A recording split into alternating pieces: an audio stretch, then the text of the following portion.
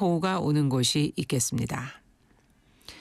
KBS 제1라디오 11시 뉴스를 마칩니다. 지금까지 아나운서 정용실이었습니다. KBS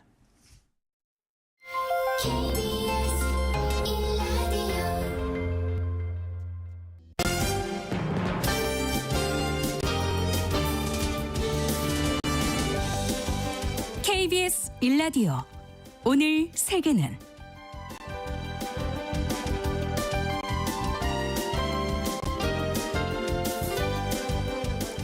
안녕하세요. 신성원 아나운서를 대신해 오늘 진행을 맡은 아나운서 김진희입니다. 북한군의 러시아 파병을 확인했다고 우리 정부가 공식 발표했지만 이에 대해 미국과 나토, 러시아 등은 긍정도 부정도 하지 않고 있습니다.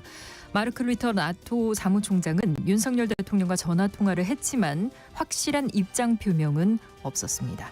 같은 사안을 두고 각국이 모호한 안보 전략을 취하며 상황을 관망하고 있는 모양새입니다. 북한 파병설을 둘러싸고 긴장이 흐르는 상황 속에서 각국이 침묵하는 사정은 무엇인지 잠시 후 글로벌 이슈에서 짚어보겠습니다.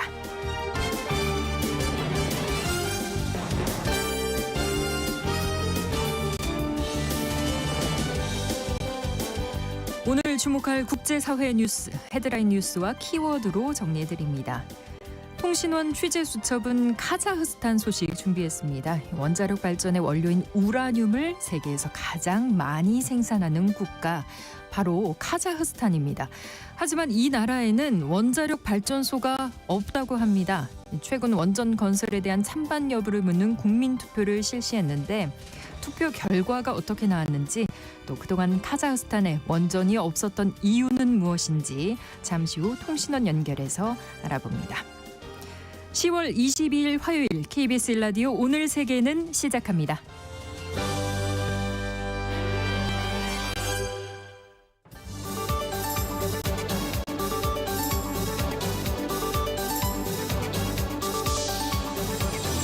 오늘 세계는 헤드라인 뉴스. 미국이 북한 파병이 사실이라면 매우 우려스럽다는 입장을 밝혔습니다. 존 커비 백악관 국가안전보장회의 안보소통보좌관은 만약 북한 군인들이 우크라이나 전쟁에 참전하기 위해서 러시아로 간다는 것이 사실이라면 분명 위험하고 매우 우려스러운 상황이 될 것이라고 말했습니다. 커비 보좌관이 북한의 파병 여부에 대해서 공식 확인하지 않았습니다만 러시아가 절박한 상황인 점을 강조한 국무부, 국방부 등과도 입장이 같습니다.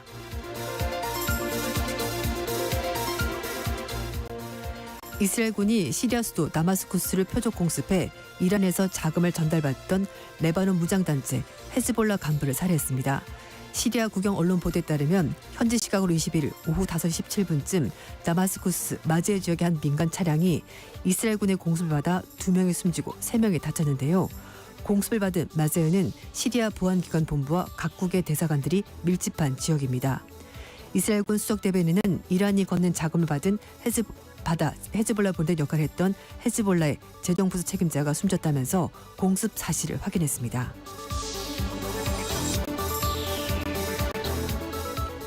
레제프 타이프 에르도안 튀르키예 대통령의 정적인 이슬람 신학자 페올라 뷸렌이 미국에서 사망했습니다. 수년간 신장질을 앓았던 뷸렌은 현지 시각으로 20일 펜실베니아주의 한 병원에서 사망했습니다.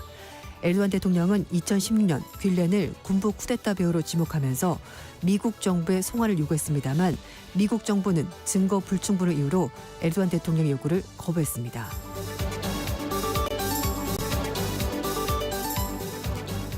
아르헨티나의 9월 소비가 작년 같은 달보다 20% 이상 감소하면서 내수가 회복세를 보이지 않고 있습니다. 9월 소비가 이렇게 큰 폭으로 하락한 이유는 현재 불경기 외에도 작년 대선과 고물가 탓에 시민들이 월급하면 사직을 했기 때문인데요. 하지만 이런 점을 감안하더라도 현재 소비 감소는 급여 생활자들의 구매력이 떨어졌던 의미라고 현지 언론이 전했습니다.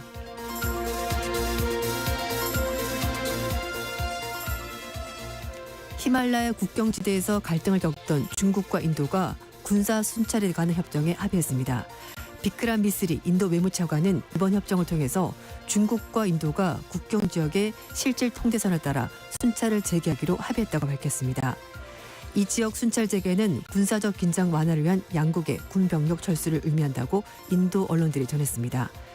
히말라야 산맥 자락에 3,488km 이르는 국경을 둘러싼 중국과 인도의 갈등은 2020년 6월 중대로 벌어진 뒤 급격히 악화했습니다. 당시 라다크 지역의 갈완 계곡 인근에서 두 나라 군인 수백 명이 충돌해 최소 20명의 인도 군인과 4명의 중국 군이 사망했고 이후에도 양국은 전투기와 탱크 등을 집중 배치해서 이 지역의 긴장감이 높았습니다.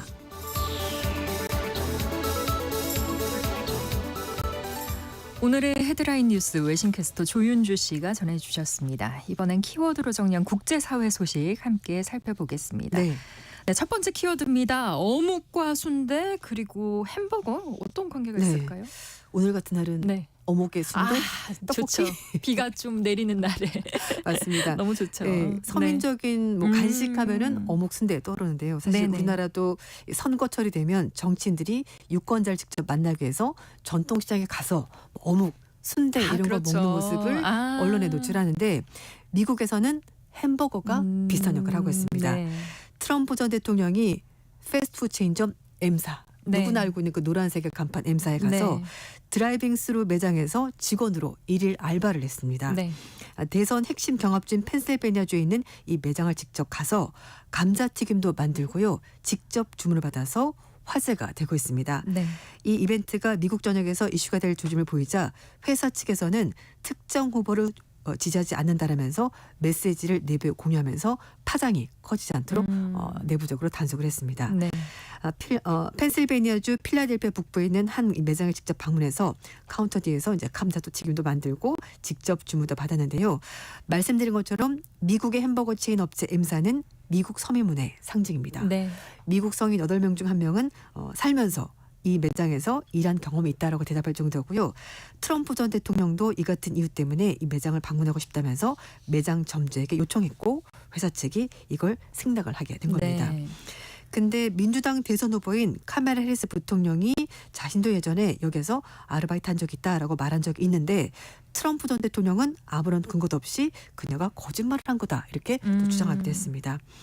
일단 뭐 M사 측에 따르면 이 해당 매장의 프랜차이즈 소유주가 현지 법 집행기관으로부터 트럼프 전 대통령의 방문 요청을 받았고 이걸 수락하면서 성사가 된 거라고 하는데요. 네. 이 회사의 모토 중에 하나가 모두에게 문을 연다라는 관점이기 때문에 누구나 올 수 있다 이런 네네. 관점에서 허락을 한 거라고 설명했습니다. 하지만 이런 특성 때문에 이 회사가 의도치 않게 여러 가지 좀 난처한 상황에 있었던 적이 몇 번 있었는데요. 이스라엘의 한 매장 운영자가 팔레스타인 무장 정파 하마스 공격 이후에 군인과 부한 요원들에게 할인 혜택을 정하면서 좀 구설에 올랐고요. 네. 그러자 이 무슬림이 다수인 국가에서 이 M사의 음식을 보이콧해야 된다. 뭐 이런 주장도 있었습니다. 그리고 중동 지역에서 이 보이콧이 지난 몇 분기 동안 이제 이어지면서 실적에 나쁜 영향을 미쳤다고 회사 측이 인정을 했고요. 그 유명한 커피 체인점인 S사도 작년에 매장에서 이 성소수자의 권리 기념 장식을 금지하고 있다는 소문 때문에 네. 이게 온라인에 퍼지면서 노동조합과 갈등을 빚은 적이 있었습니다. 그렇군요. 두 번째 키워드 볼게요. 네. 킹메이커로 부상한 머스크. 네. 일론 머스크 얘기인가요? 맞습니다. 네. 요즘 미국에서 트럼프만큼이나 유명한 사람이 머스크가 아닐까 네. 싶은데요. 뭐 테슬라 CEO 다 알고 계시고 스페이스X 우주기업의 CEO 그리고 뉴럴링크는 인간의 뇌와 컴퓨터를 결합해서 만드는 그런 회사인데 생물 컴퓨터 시대를 열겠다는 머스크의 야심이 반영된 회사입니다. 그래서 뭐 우주 탐사뿐만 아니라 민간 위성망을 거드는 스페이스X 같은 이런 회사는 네. 미국 국방부 그리고 중앙정보국 CIA에 다양한 위성과 위치 정보를 제공하면서 미국의 국방 분야에서도 여러 가지 협력을 하고 있는 회사를 가지고 있습니다. 이렇게 미국 경제, 국방까지 좌지우지하는 기업을 가지고 있는 머스크가 이제는 정치에서도 영향력을 행사할 것으로 보이는데요. 네. 미국의 뉴욕타임즈는 미국의 빅테크 더 나아가서 미국 경제 전체에 큰손이라는 지위를 활용해서 이번에는 내가 미국 대선의 승자를 결정할 수 있다는 사실을 증명하려고 하는 것 같다라면서 머스크의 행보를 분석을 했습니다. 네. 머스크가 사실은 민주공화 양당 후보에 대해서 처음에는 뭐 둘 다 지지하지 않는다 이런 입장을 네. 밝혔는데요. 최근엔 확실히 트럼프 전 대통령에 대해서 공개 지지 입장을 밝혔는데 네. 그 이유는 따로 있는 것 같다고 신문이 분석했습니다. 음. 자신이 가지고 있는 이런 많은 기업들이 네. 미국 정부와 연방기관들로부터 여러 가지 벌금이나 규제를 부과받고 있는데 트럼프 전 대통령을 통해서 만약에 당선이 된다면 미리 친해둬서 이런 규제를 없애버리기 위한 포석을 깔아두는 것 아니냐. 그런 계산이 있을 것이다. 분석을 했습니다. 그래서 트럼프가 당선이 될 경우 막대한 선거 자금을 미리 기부한 상태이기 때문에 머스크의 목소리를 외면하지 못할 것이다. 그래서 네. 미리 돈을 주고 적극적으로 선거운동을 하고 있다고 뉴욕타임즈가 분석을 했습니다. 네. 뉴욕타임스 보도에 따르면 테슬라, 스페이스X, 뉴럴링크 등 국무, 국방 그리고 국토안보, 상무, 교통부 등 미국 정부 부처와 나사, 환경보호 등의 연방기관과 무려 154억 달러 규모의 서비스 제공 계약을 맺어서 이미 엄청난 이익을 챙기고 있다고 합니다. 네.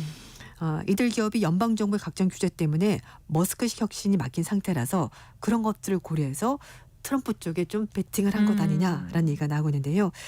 뉴욕타임스는 머스크의 손익계산서에는 규제와 소송을 인한 한계에 도달한 자기 소유 기업들의 미래를 트럼프 집권을 통해서 개척하겠다는 의지가 있는 것 같다. 이렇게 지적을 했습니다. 그렇군요. 실제로 머스크가 경합주 보수층을 집결시키기 위해서 네. 유권자 등록을 좀 독려하는 차원에서 현금 100만 달러 당첨 기회를 주고 있다고요? 이거 네. 어떤 얘기인가요? 사람들이 이거 거의 로또 아니냐 뭐 이런 네, 얘기를 하고 100만 있는. 달러면 네, 맞습니다. 네.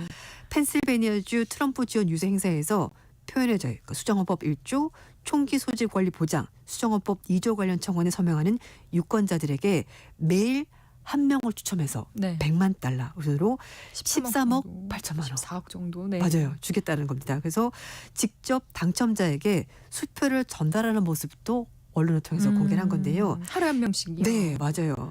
확률이 굉장히 높죠. 로또보다 네. 훨씬 높습니다. 네. 일주일에 한 번 뽑는 것보다. 그렇죠. 그래서 지급 대상이 되려면 선거관리위원회에 등록된 유권자야 되고요.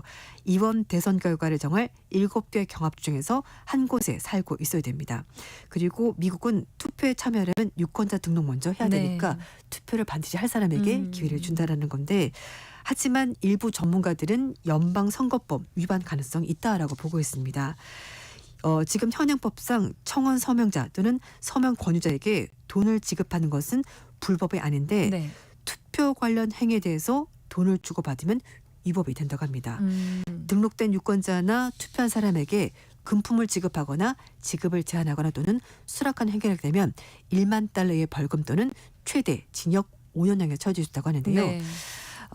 로스쿨 선거법 전문가인 데릭 밀러는 CNN 방송 인터뷰에서 선관위에 등록된 유권자 또는 투표한 사람에게만 금품을 주는 것으로 제한하면 뇌물수 문제가 발생할 수 있다면서 신규 등록 유도하는 것은 큰 문제가 될 수 있다면서 좀 조심할 부분이 있다. 그러니까 위법될 네. 가능성이 있다라고 지적을 하고 있습니다. 네. 어떻게 됐는지 결론은 아직 나지 않은 네, 거죠. 아니에요. 네, 알겠습니다.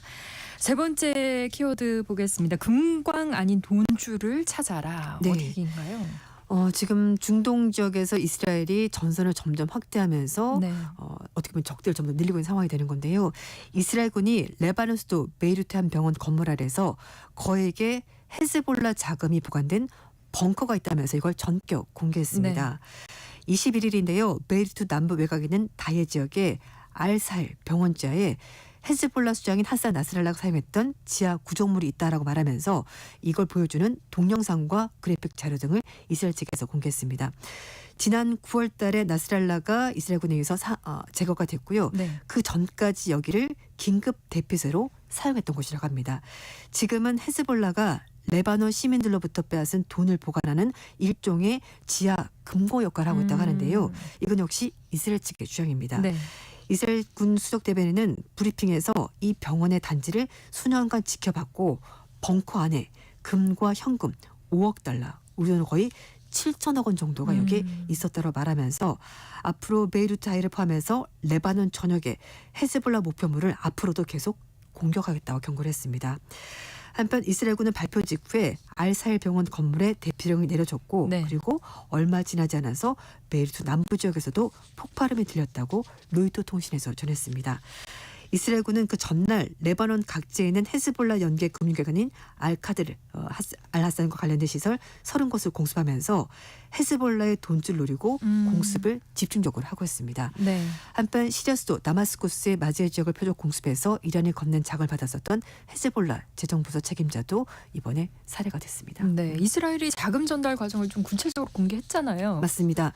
일단 이스라엘 측 얘기는 헤즈볼라가 이란에서 자금을 공급받아서 들어오는 경로가 네. 3개가 있다라고 주장을 했습니다. 첫 번째, 이란 석유가 시리아에서 판매된 대금이 이제 헤즈볼라의 밀수 전담인 4400 부대로 전달이 되는 방법. 그리고 이란 혁명수비대 정예부대인 쿠드스군이 석유를 판매한 대금이 베이루트에 있는 이란 대사관 통해서 헤즈볼라로 전달이 되고 있다. 네. 그리고 또 하나는 시리아, 레바논, 예멘, 튀르키예 등지에 이란이 지원하는 공장 건설 통해서 이렇게 자금이 흘러들고 있다는 네. 주장을 하고 있습니다. 이스라엘군 참모총장은 레바논 남부를 직접 찾아가서 전선을 둘러봤고요. 이란에 대한 대응이고 이스라엘 목표는 이란이 자금을 지원하고 무기를 보내는 모든 장소가 이제 공격 목표가 될 것이라고 경고했습니다. 그러니까 좀 자금을 조이겠다, 네. 장수를 조이겠다 이런 얘기 같네요. 네, 직접 공격도 하고 자금도 차단하고 그래서 네. 이제 적들을 완전히 음. 괴멸시키겠다라는 것이 이스라엘 측의 공격 목표입니다. 네. 네 번째 키워드입니다. 공공의 적에 대응하는 앙수. 네. 어떤 얘기인가요? 중동 내에서 친이란 네. 무장 세력들 겨냥한 이스라엘의 군사 작전이 점점 확대되고 있는 상황인데요. 이런 가운데 이란과 다른 중동 국가들의 관계에 미묘한 변화가 감지되고 있다고 뉴욕타임스가 전했습니다. 이스라엘 제외 중동 재평 진행 중인 제목의 20일 기사를 통해서 최근에 이란과 중동 국가들이 접촉면을 점점 확대하고 있다고 분위기를 전했습니다.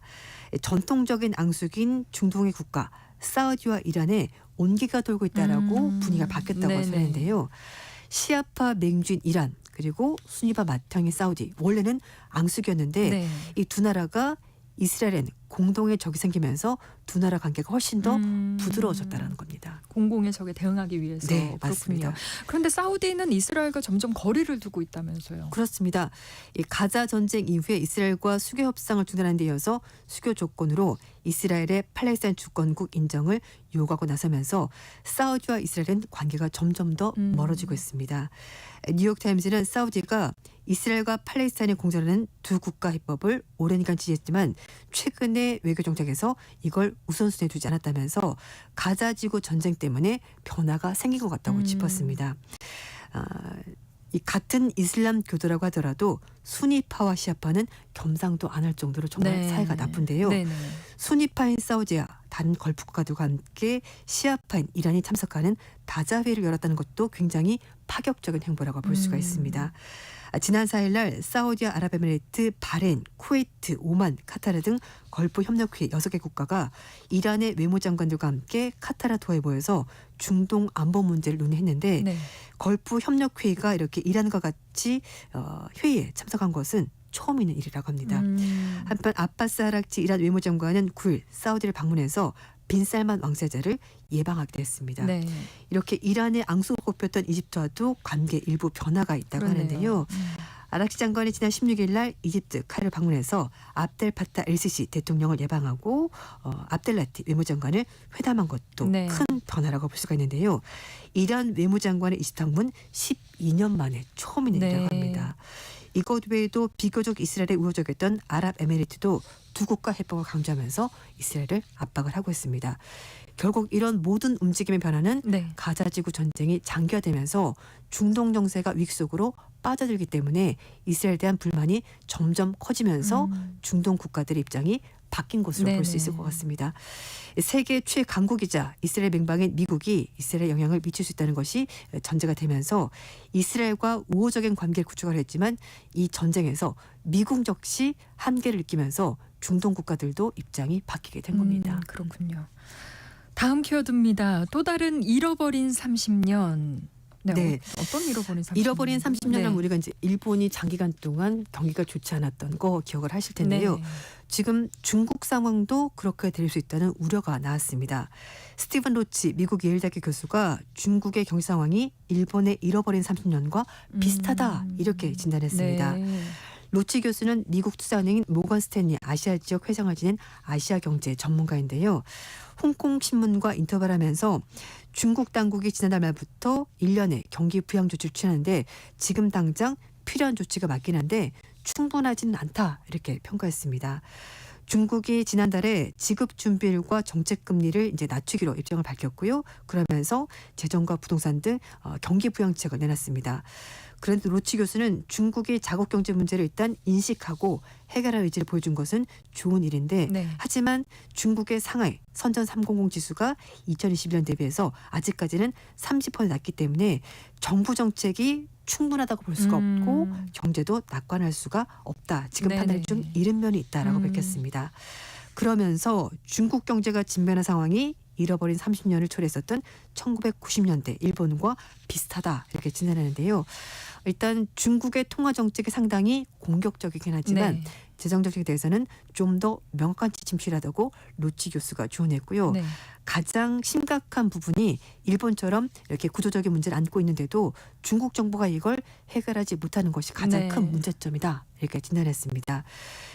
지금 현 단계에서 중국의 구조적 문제는 인구 압박, 생산성 저하. 이제 중국도 사실 인구가 줄어드는 것이 지금 문제가 네. 되는 거거든요. 여기에다가 소비가 살아나지 않는 것 이런 게 문제가 되고 있다고 지적했고요. 중국이 금리를 인하한다고 하더라도 경제가 개선되지 않은 그런 유동성 함정에 빠지지 않으려면 구조적인 문제부터 먼저 네. 해결하는 것이 중요하다 이렇게 강조했습니다. 네. 중국이 어제 기준금리를 0.25%포인트 인하했습니다. 올해 목표가 5% 경제성장률 달성하는 건데요. 네. 이게 달성하기가 어렵겠네요. 네. 쉽지 않을 거는 얘기가 나오고 있습니다. 3분기 GDP가 전년 동기 대비 4.6% 증가한 데 그쳤고요.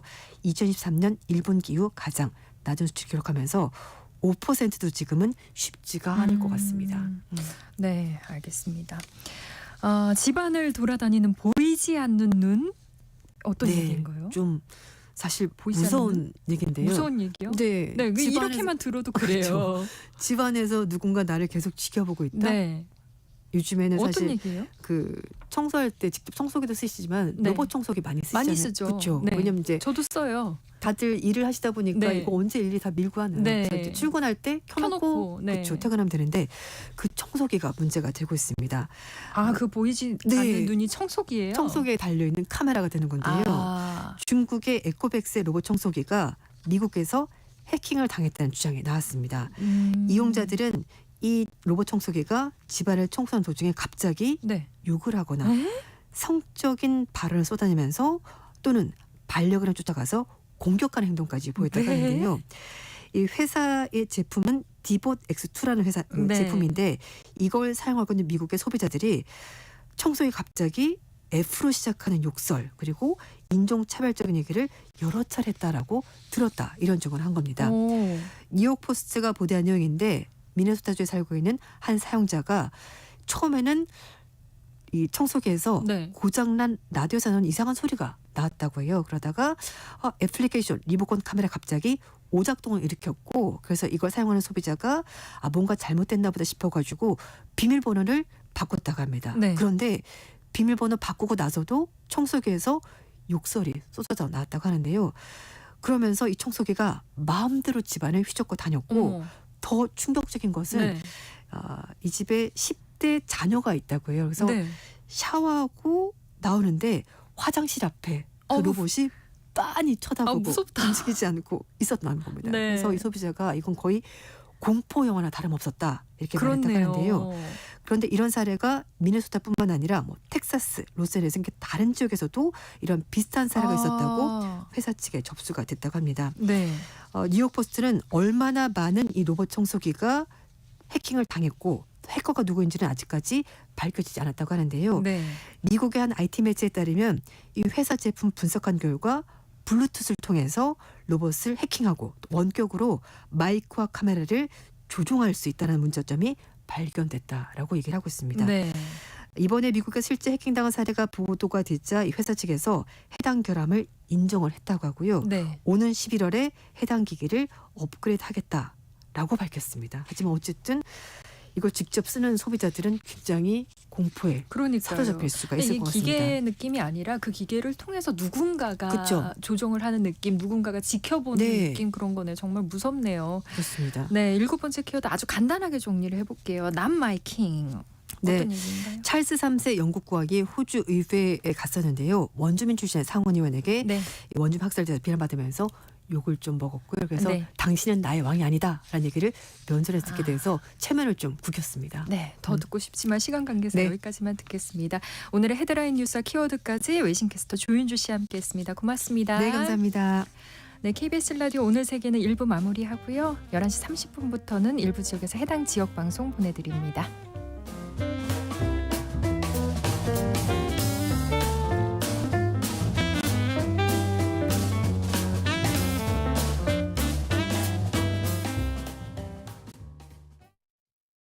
지금 시각은 11시 30분입니다. KBS Ladies and gentlemen. 국제사회의 다양한 뉴스를 한눈에 KBS 1라디오 오늘 세계는 세계를 바로 보는 최소한의 투자입니다.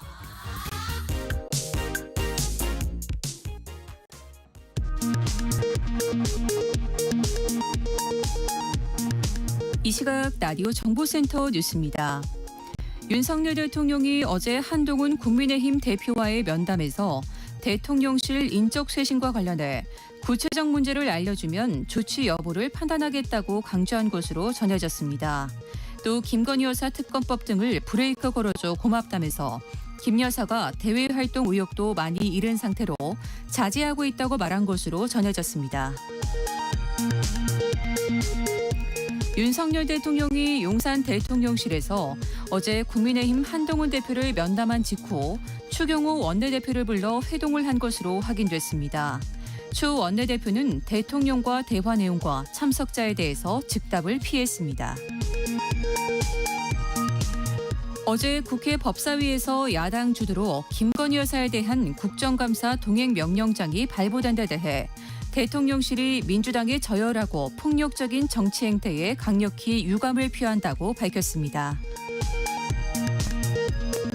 더불어민주당 박찬대 원내대표는 여론조작, 공천 개입, 국정농단 의혹들이 하루가 멀다고 터져나오는데도 특검을 하지 말자는 것은 국민을 무시하는 처사라면서 손바닥에 왕자를 써도 제 아무리 영험한 주술사를 데려와도 김건희 여사 특검은 결코 피하지 못할 것이라고 밝혔습니다.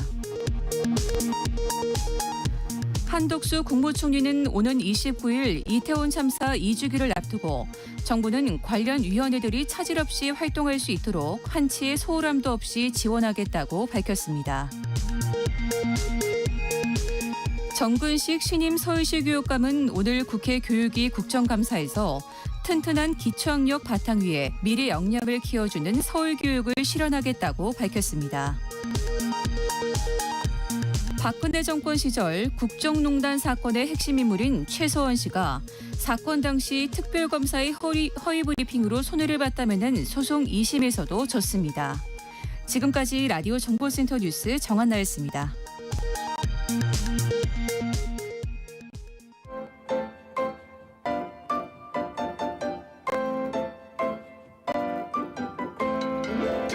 통신원 취재 수첩.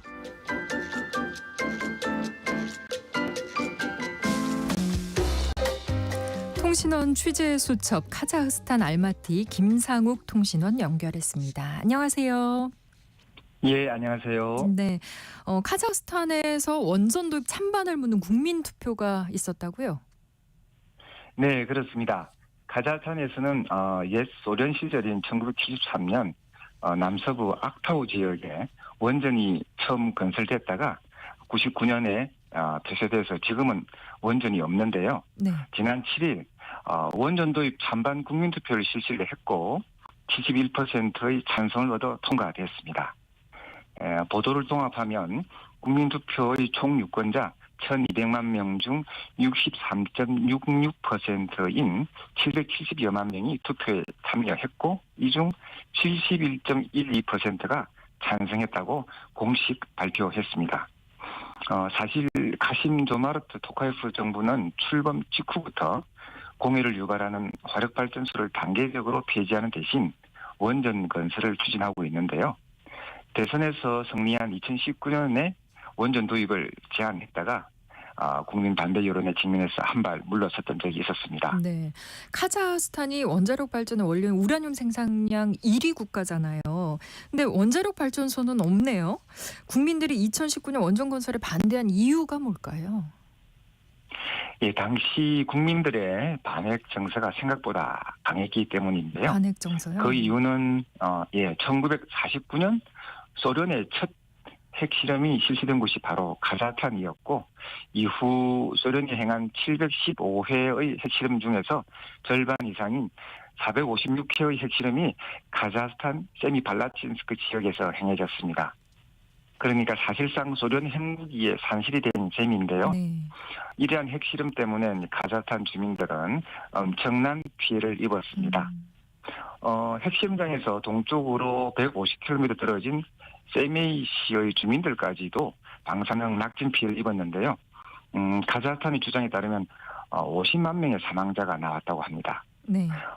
소련 고르바초프의 개혁 개방 정책으로 카자흐스탄인들이 이곳에 대해 알게 된 이후 끔찍한 현실에 분노해서 대대적인 반대 운동을 전개했고 그 결과 1991년 8월 29일에 핵실험장을 폐쇄할 수 있었습니다. 유엔은 이 날을 8월 29일을 국제 핵실험 반대인 날로 선포하여 기념함으로써 청년 지원을 했었습니다. 네. 그런데 이제는 국제 원전 시장에서 카자흐 원전 수주전이 치열해졌다고요? 예. 첫 원전 건설에 100억에서 한 120억 달러. 근데 우리 돈으로 한 13조 5천억에서 16조 2천억 원 정도가 소요될 것으로 예상되는데요. 토카예프 대통령이 국민 투표를 통해서 이제 원전 도입 여부를 결정하겠다라고 했을 때부터 원전 건설은 기정사실화됐고 우리나라를 비롯해서 중국, 프랑스, 러시아 등 이런 국가들이 참여하는 사실상 물밑 수주전이 아주 벌어졌었습니다. 네.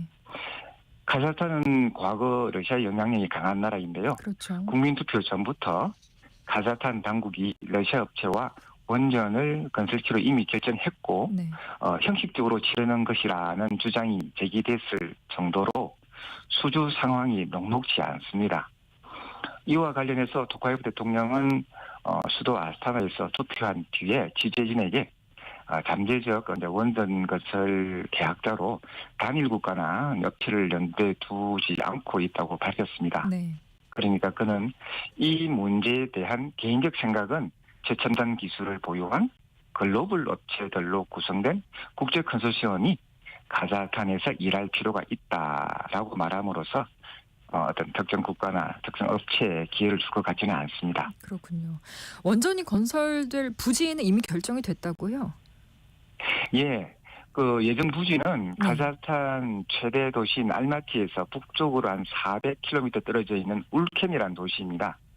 원전은 이제 대량의 물이 필요하기 때문에 바닷가나 큰 저수정을 가진 대규모 호수가에 건설됩니다. 울켄은 세계에서 15번째로 큰 호수인 바라시 호수변에 위치해 있는데요. 그래서 이제 소련 시절부터 대형 발전소 건설 최적지로 꼽혀왔던 곳입니다.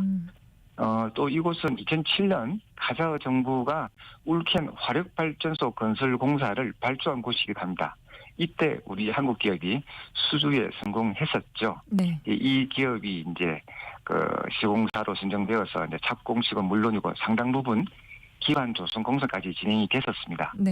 예, 그런데 이제 이 완성 후 전기요금 인상 이슈 등 제기된 몇 가지 이슈를 양국이 풀지 못해서 중단된 적이 있었습니다.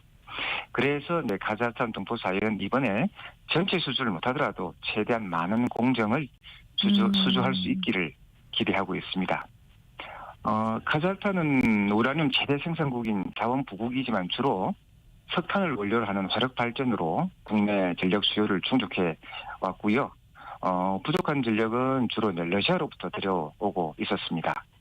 카자흐스탄은 이제 자국의 경제 발전을 위해선 전력을 안정적으로 공급할 수 있는 원전이 필요하다라는 입장을 견지하고 있는 것으로 전해 있었습니다. 다만 일각에선 화력발전소 연료로 석탄보다 공유 유발이 적은 가스를 사용하면 안정적 전력 공급이 가능하다는 의견도 있다고 로이터는 보도했습니다. 네.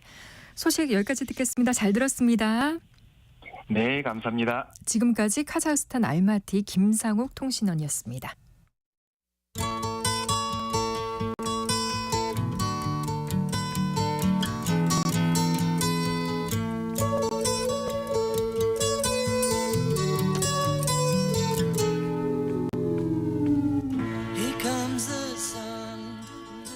한국 정부가 지난 18일 북한이 우크라이나 전쟁에 병력을 파견했다고 발표한 지 나흘이 지났지만 미국과 나토는 여전히 확인할 수 없다는 입장입니다.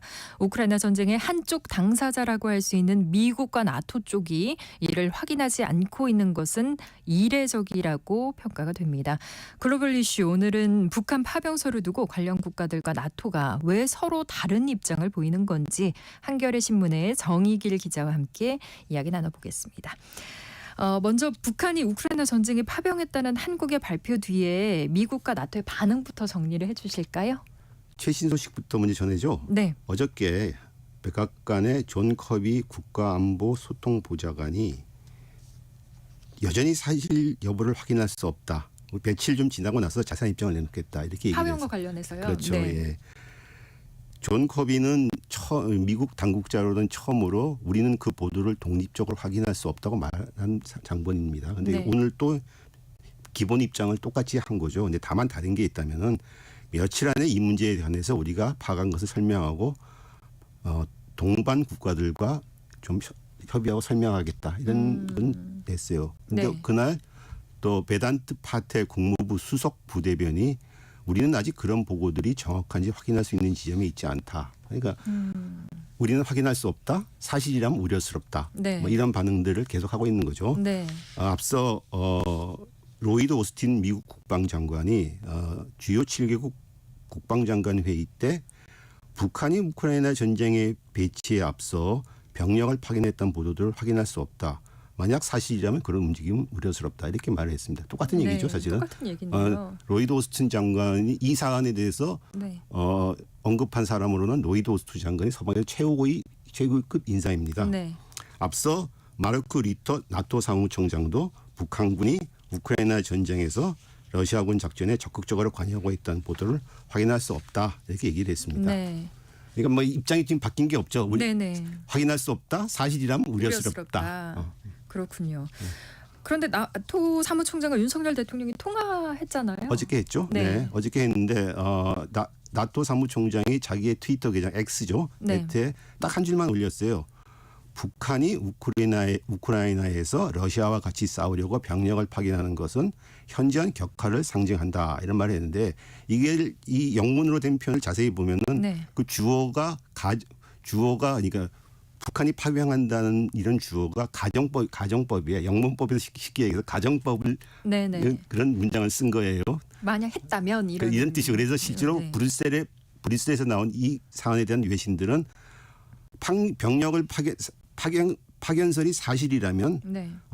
현저한 격하다 이런 식으로 다 보도를 했습니다. 물론 네. 한국의 대통령실은 러브 군사협력 대응에 한국이 적극 협력 여러 가지 얘기를 많이 했지만 나토 쪽은 딱 그 한 줄만 발표하고 기본 입장이 바뀐 게 아니죠. 네. 근데 여기서 우리가 좀 주목해야 될 부분은 네. 사실 한국과 나토는 동맹이 아닙니다. 공식 동맹이.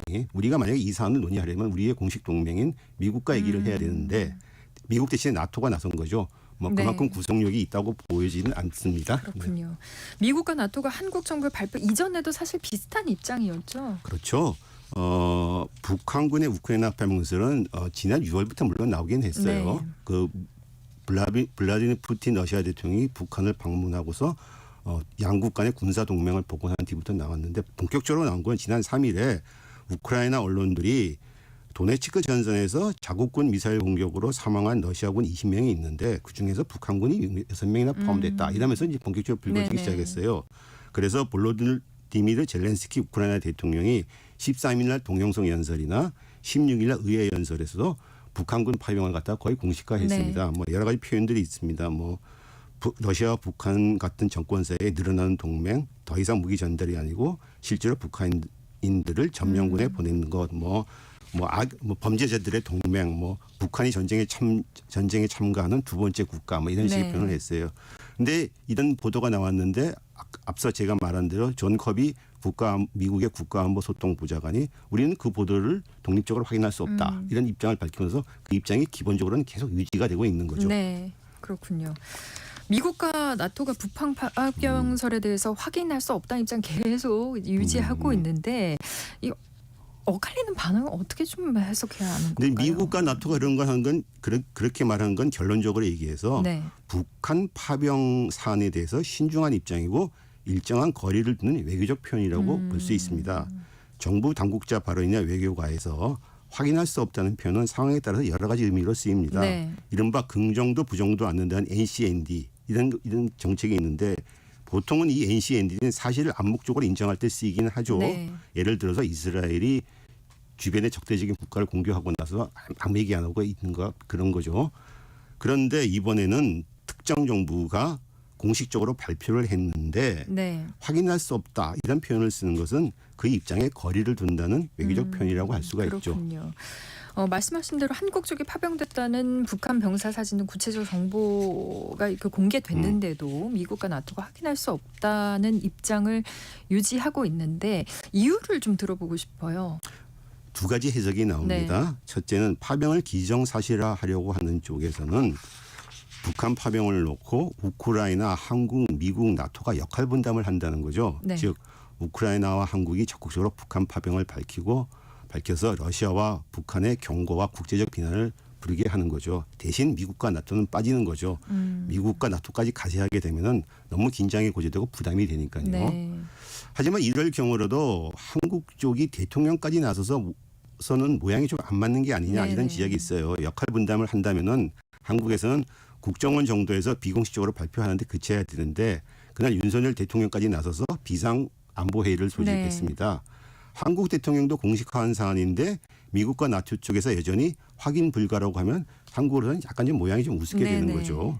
또 하나는 우크라이나 쪽에서 애초 제기됐던 북한군 파병설이 미국과 나토는 좀 다르게 보고 있는 것이 아니냐. 다르게 보고 있는 거요? 즉 네. 우크라이나와 한국 쪽 발표가 과장됐다거나 혹은 같은 정보를 놓고 평가를 달리한다는 거죠. 우크라이나 전쟁에서 북한군 파병은 사실 중대한 사안입니다. 네네. 제3국의 전쟁에 참가하는 건데 그렇다면 미국과 나토도 상응하는 대응을 해야만 합니다. 미국과 나토가 우크라이나 전쟁 과정에서 우크라이나 쪽이 좀 과장된 주장을 해도 긍정하고 두둔해 왔지만 이번 사안에서는 꼭 그럴 수만은 없는 사안이기 때문이죠. 인정을 하면 어쨌든 같이 움직임이 있어야 된다는 그렇죠. 얘기죠. 예, 그래서 예. 부담스럽다. 미국과 나토가 우크라이나와 한국 쪽 발표와 생각을 달리한다면 구체적으로 어떤 걸까요? 미국과 나토가 이 사안을 내부적으로 어떻게 판단하는지는 공식적으로 물론 알려진 바는 네네. 없죠. 하지만 한국의 발표전으로 서방 언론들이 익명을 요구한 당국자들의 말을 좀 보도한 게 있어요. 이걸로 한번 좀 보죠. 네. 결론적으로 얘기해서 우크라이나 전쟁에서 북한과 러시아의 협력이 최근 확대되고 있으나 현재로서는 파병이나 전투 참가 등 국면을 바꿀 정도의 레드라인까지는 아직 넘지 않았다고 보는 것이 아니냐 그런 거죠. 네네. 예를 들어서 워싱턴 포스트가 19일 보도를 한 게 있습니다. 나토의 한 고위 관리를 인용했습니다. 러시아에 지원된 북한제 무기를 다룰 북한의 업저버 즉 참관단들이 배치될 가능성이 있다. 이 관리는 나토가 2023년 8월 이후 북한으로부터 러시아 쪽으로 200만 벌의 포탄을 실은 1만 2천 대의 컨테이너가 보내졌다고 확인했다. 네. 이와 관련해서 일부 관측 인력들이 러시아로 가서 북한제 무기의 성능을 보거나 이 무기에 대한 기술적 지원을 제공하기 위해 전선은 아니지만은 러시아에 가까이 더 배치됐을 가능성이 개연성이 아주 높다 이런 네. 표현을 했습니다. 그러나 그도 나토 정부로는 현재로서는 많은 북한인들이 북한군이 배치를 위해 준비 중이다 이런 것은 확인할 수가 없다 이런 말을 했습니다. 네. 또 하나는 블룸버그 뉴스가 이 사안과 관련한 비밀 정보를 다룬 유럽 정부 관리들을 인용했습니다. 현재 러시아에 있는 북한인은 1,000명대에서 낮은 수준, 즉 네. 한 2,000명, 3,000명, 7,000명, 8,000명이 아니라 낮은 네. 수준이고 그 인력의 다수는 현재 전선 뒤에 있다. 또 서방 관리들은 우크라이나 전쟁에서 북한의 개입 수준을 확인하는데 아주 매우 조심스럽다. 러시아에 있는 북한 인력의 기능이 직접적인 전투보다는 군수와 병참 등에 있는지 이런 핵심적인 문제에 대해서 아직 답이 안 나오고 있다. 이렇게 얘기를 했습니다. 이런 보도를 종합해 보면은 네. 미국과 나토도 북한이 현재 러시아의 일부 인력, 이제 서방 동국자는 아직까지는 병사라는 표현을 쓰지 않고 있습니다. 일부 인력이 연해주 지역 등에 파견됐고 모종의 임무를 위해 준비 중이라는 데는 동의하는 것 같습니다. 국정원도 1,500명 병사를 이미 파견해 연해주 지역에서 훈련받고 있다고 발표를 했죠. 네. 앞서 BBC도 러시아 국동의 한 군사 수익통들 인용해 많은 북한인들이 도착했고 우스리스크 인근 군기지에 있다. 그러나 3,000명 정도는 아니다. 이런 보도를 했습니다. 3,000명 정도는 아니라는 건 더 적다는 그렇죠. 얘기죠. 일단 BBC 보도가 그렇다는 거죠. 네, 네. 네. 익명을 전제로 한 미국과 나토 관리들의 평가 어떻게 봐야 할까요? 북한은 냉전 시대 때에도 사회주의권이 관여한 분쟁 등의 군사 참관단이나 고문단 무기를 지원한 바가 있습니다. 네. 베트남 전쟁, 앙골라 내전, 에티오피아 내전 이런데요. 국정원이 이번 발표에서 김정은 북한 지도자와 함께 사진이 찍힌 북한군의 미사일 부대 장교로 추측되는 군인이 러시아 병사와 함께 있는 사진도 공개를 했습니다. 네. 아마 우크라이나 전쟁 그 사진이 찍힌 곳이 우크라이나 전장이다 이런 주장인데 이게 맞다면은 네. 기존에 있던 북한군의 고문단 참관 정도는 확인되는 거죠. 그런데 이것만으로 전투병 참전으로까지 확대됐다. 현재로서는 판단하기는 아직 네, 이른 네. 거죠. 북한은 그전에도 이런 일을 한 적이 있었으니까요. 또 하나는 애초에 우크라이나에서 주장했던 3,000명 혹은 1만 명 파병설 또 한국이 밝힌 1만 2천 명 파병이 실제로 우크라이나 전쟁에서 러시아에게 실효성이 있느냐 하는 이제 분석도 있어요. 네. 군사 전문가들은 러시아군 부대가 북한군 병사를 수천 명씩이나 성공적으로 통합할 수 있을지는 의문이다. 이렇게 전하고 있습니다. 한 분석가는 BBC에 러시아 말을 하는 수백 명의 러시아 수용자들 교도소에 있던 사람들 끄집어내서 군대에 집어넣으려고 네네. 했는데 이 사람들 군부대에 편입하는 것도 쉽지 않았다. 또 북한군 3,000명이라고 해도 전쟁에서는 큰 의미가 없다. 즉 정치적 파장만 있지 군사적 효과는 없다는 거죠. 실질적으로는 효과가 없다. 그렇죠. 군사적으로는. 네. 이 때문에 러시아에 간 북한 인력 그것이 군인이라는 병력이라고 전제를 해도 전투 참가보다는 후방에서 군수와 병참 등을 담당하는 노동력 기능을 하려는 것이 아니냐. 서방 쪽 네. 아직도 그렇게 이제 판단하고 있다는 거죠. 네. 현재 러시아는 우크라이나 전쟁 이후 노동력 부족이 심각한데 이를 전선 후방에서 뒷받침할 필요성이 크다는 지적은 많습니다. 그렇군요. 러시아나 북한의 반응은 어떤가요? 러시아가 처음에 이 사안에 대해서 가짜 뉴스라고 보도를 했습니다. 네. 밝혔습니다. 그런데 어저께 입장이 좀 미묘하게 바뀌었습니다. 크렘린궁 대변인 드미트리 페스코프가 두 가지 말을 했어요. 크게 하나는 북한과 러시아가 협력하고 있다. 근데 이건 우리들의 주권 상황이기 때문에 제3국을 겨냥한 것도 아니다. 그러니까 걱정할 것이 없다. 이런 얘기를 한 것은 쉽게 얘기해서 북한과 러시아 사이의 협력이 확대되고 있는 것은 인정을 한 거죠. 또 하나는 북한 파병수를 둔 서방 쪽의 엇갈린 입장을 겨냥했습니다. 네. 그는 우리는 많은 모순된 정보를 보고 있다. 한국은 어떤 한 가지를 말하는데 미국 국방부는 그런 말들을 확인할 수 없다고 말한다. 아마 이것이 정확하게 이 문제를 어떻게 취급해야 되는지다 이렇게 말했어요. 이거 말이 참 애매모호한 말인데 또 이건 특수 군사 작전에 관련된 사안이다. 국방부가 대처할 필요가 있다. 이런 말을 했습니다. 이 얘기는 그 전까지 완전 부정해서 입장이 좀 바뀐 겁니다. 네. 쉽게 얘기해서 더 북한사의 협력이 있는데 우리가 그 협력이 어디까지 갈지는 모른다. 여지를 남겨둔 거죠. 그러니까 서방 쪽에서 이 사안을 갖고서 어떻게 대처하는 걸 보고 우리도 대처하겠다. 쉽게 얘기해서 러시아는 북한군 파병설도 카드로 질 수 있다는 표현을 이제 의사를 내비친 겁니다. 네, 그렇군요. 북한 파병이라는 문제를 두고 관련 국가들의 이해가 얽히고 설킨 아주 복잡한 게임 같다는 생각이 듭니다. 네. 이면과 전면이 아주 다른 국제정치의 복잡한 양상을 보여주는 전형적인 사례라고 보여집니다. 현재로서 북한 파병은 아주 유동적인 사안이고 각국 관련국들의 대응에 따라서 어디로 갈지 모르는 사안인 것 같습니다. 네. 서방이 확인할 수 없다는 입장이 아직 유지되는 것은 북러 협력에서 전투병 파병과 참전이라는 레드라인을 아직 넘지 않았다는 평가 외에도 정무적인 판단도 있는 것 같아요. 즉 파병설이 애초 오랫동안 예고됐던 볼로디미르 젤렌스키 우크라이나 대통령의 전쟁 승리 계획, 지난 16일 의회에서 발표했습니다. 우크라이나를 나토에 직접 가입시켜달라 이런 얘기들을 했었는데 네. 서방 쪽에서는 이 사안에 대해서 아주 싸늘한 반응을 보였습니다. 네. 우크라이나로서는 북한군들 파병됐는데 우리한테 지원을 더 해달라 이런 차원에서 이걸 적극적으로 제기하고 있는 거고 미국에서는 대선을 앞두고서 우크라이나 전쟁의 격화를 바르지 않는 로키 입장을 유지하고 싶어하는 것 같아요. 그래서 그렇지만 또 향후 대응의 여지를 주기 위해서 네. 우려스럽게 사태를 주시하고 있다. 네. 이렇게 말을 하고 있는 것 같습니다. 네. 북한군의 우크라이나 전쟁 파병사안이 실제로 전쟁 상황을 더 심각하게 하거나 러서방 관계를 악화시킨다는 그런 우려가 있는 거잖아요. 젤렌스키 대통령이 뭐 3차 대전이다, 세계 대전이다 이런 걸 또 언급을 했어요. 네. 그런데 제 앞서 말한 대로 현재 서방 쪽은 우크라이나 전쟁의 격화를 원치 않는 로키 입장을 하고 싶어하는 것 같아요. 그래서 계속 북한군 파병 이슈를 확인할 수 없다는 입장을 현재 유지하고 있고요. 네. 이 문제를 가지고 러시아 쪽과 격렬하게 갈등하거나 대립하거나 이런 자세나 의지는 아직은 아닌 것 같습니다. 네. 러시아 역시 차제에 러시아와 북한의 협력 확대는 기정사실화 하면서도 이 사안의 여지를 놓고서 대처하겠다 이런 뜻인 것 같습니다. 그렇다면 이 사안은 적어도 미국 대선 때까지는 미국이나 러시아 모두가 로키로 가져갈 것으로 좀 조심스럽게 봐야 되는 것이 아니냐. 네. 그리고 또 미국 대선이 끝나서 당선자가 나왔는데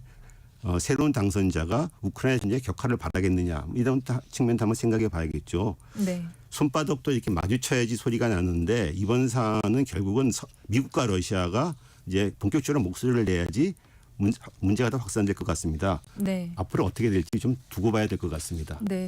어쨌든 뭐 나토나 미국 쪽에서는 확인할 수 없다는 입장을 고수하고 있으니까 우리로서는 좀 답답한 면도 없지 않은 것 같아요. 네, 그렇습니다.